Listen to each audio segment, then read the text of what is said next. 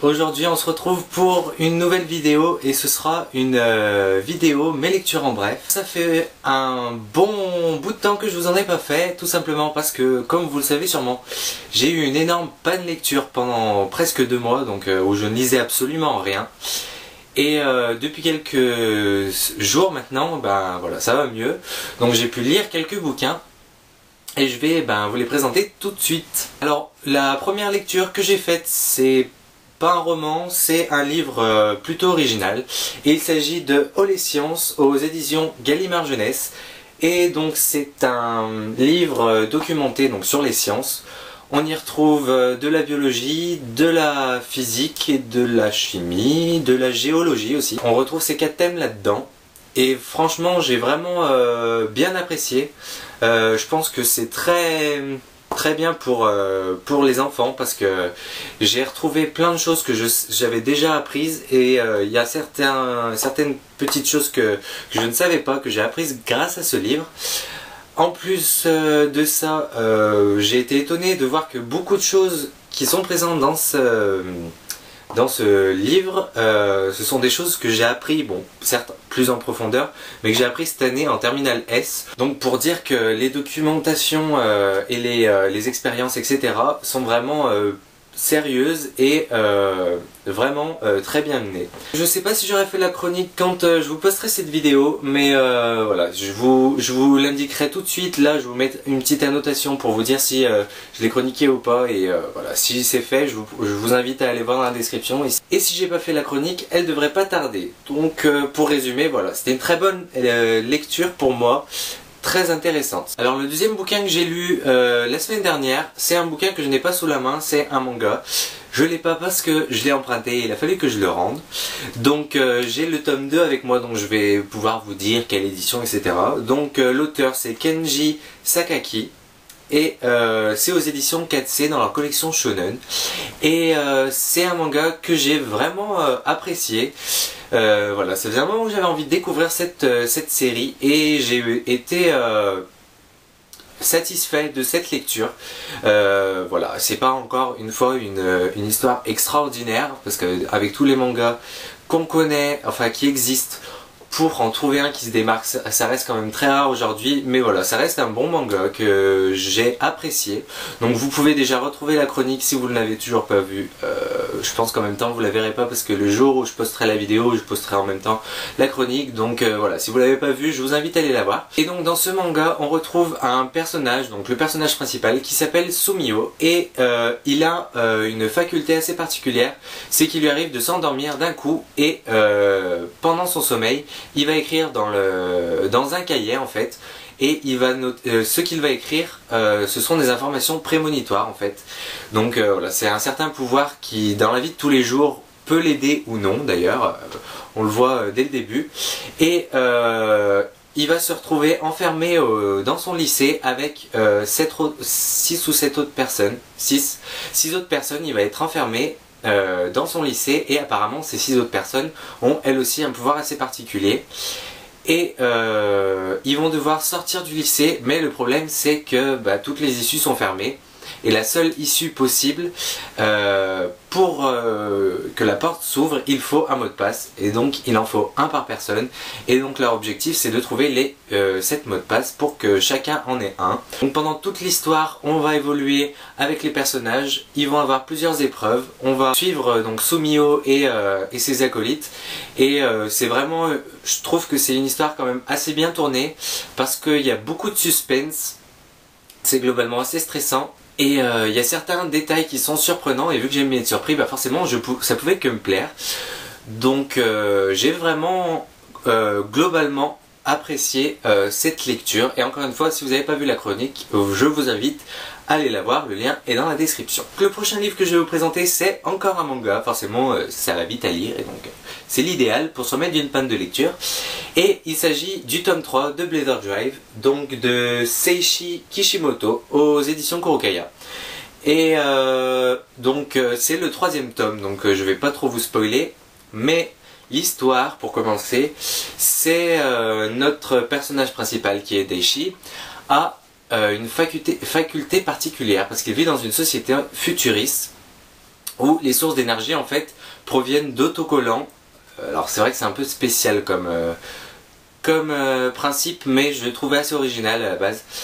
Si vous voulez, il existe des autocollants, genre pour faire chauffer une théière, on va coller l'autocollant dessous, on va faire un petit geste, quelque chose comme ça, et ça va faire chauffer la théière. Et en fait, il en existe des milliers de sortes, et il s'avère que certaines personnes sont capables de se les coller sur la peau et de les activer sur leur peau, et de pouvoir contrôler donc l'énergie qui provient de l'autocollant. Donc c'est vrai que expliqué comme ça fait assez improbable. En même temps, c'est un manga, donc forcément, ça peut paraître improbable. Et j'avais adoré le principe. Les 2 premiers tomes, je les avais globalement appréciés. Et donc, je voulais lire le 3e tome. Et si vous avez lu ma chronique, vous avez vu que c'était probablement la pire déception que je connaisse depuis que je me suis lancé sur le blog et sur YouTube. Pour vous expliquer un petit peu, premièrement, le scénario, l'histoire, qui va carrément beaucoup trop vite. Si je prends un exemple, celui-ci c'est l'ennemi de Daishi, donc Daishi, notre personnage principal. Il le rencontre dans le tome 2 et il va forcément échouer face à son ennemi, et donc son objectif ça va être de s'améliorer pour pouvoir le rencontrer à nouveau plus tard et le battre, le combattre à nouveau et le battre pour de bon cette fois. Et en fait le truc, ça c'est le schéma classique de quasiment tous les mangas de baston que je connaisse. Mais le truc c'est qu'en fait là c'est seulement le 3e tome et il re-rencontre à nouveau son ennemi, voilà, un tome après en fait. Donc je trouve ça déjà juste complètement improbable, enfin c'est beaucoup trop rapide pour moi je trouve. Et en fait dans la plupart des mangas, je peux pas m'empêcher de comparer en même temps avec tout ce qu'on a, je suis obligé. Dans la plupart des mangas, il nous faut au moins 3 tomes avant que le personnage rencontre son ennemi, parce que voilà, il s'entraîne, il va combattre d'autres personnes pour être au meilleur de sa forme, et en fait là il fait un entraînement à la noix, hein, faut le dire, mais voilà, après un entraînement il est surpuissant et il est prêt de nouveau à le combattre. J'ai envie de dire what the fuck, parce que forcément pour moi c'est complètement mal construit à ce niveau-là. Ensuite, le gain de maturité des personnages qui est là aussi beaucoup trop rapide. On suit une amie à Daishi qui, comme ça, elle va avoir un tilt dans sa tête et ça y est, elle va tout réussir à faire. Elle va devenir invincible. Enfin, ça c'est juste improbable aussi. Même si on est dans un manga, il faut quand même rester un minimum logique, il me semble. Encore plein d'autres choses que j'ai relevées. Si vous voulez aller les voir, je vous invite à aller voir ma chronique. Parce que franchement, voilà, je lui ai mis 2 sur 5 parce que j'avais pas envie. Les dessins restent convenables et c'est sûrement ce qui remonte le tout, parce que sinon je leur ai mis 1. Je sais que je suis méchant, mais en même temps on est là pour donner son avis et être honnête. Et voilà, comme je l'ai dit dans ma chronique, on est là pour ça, et donc voilà, je préfère être honnête plutôt que de vous mentir. Alors ensuite, on change complètement de sujet. J'ai lu un roman cette fois, oui forcément, il faut peut-être lire des romans parfois.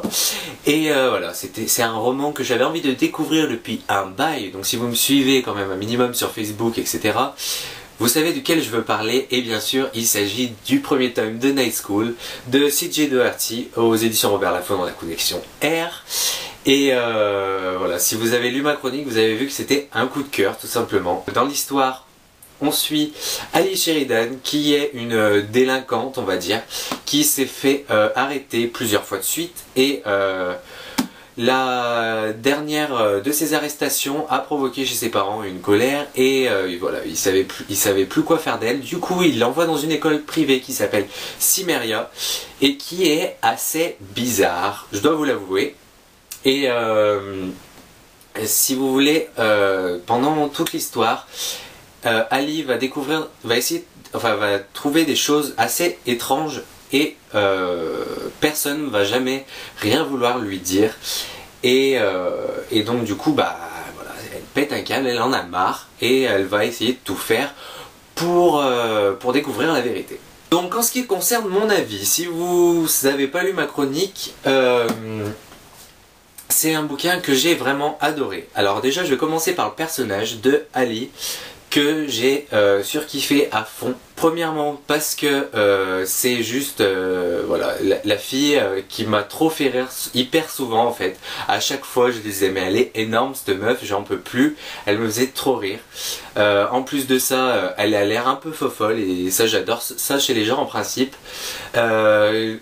Et je sais pas, elle est attachante, on la suit pendant toute l'histoire, donc forcément je pense qu'au bout de 466 pages, on est obligé de s'y attacher.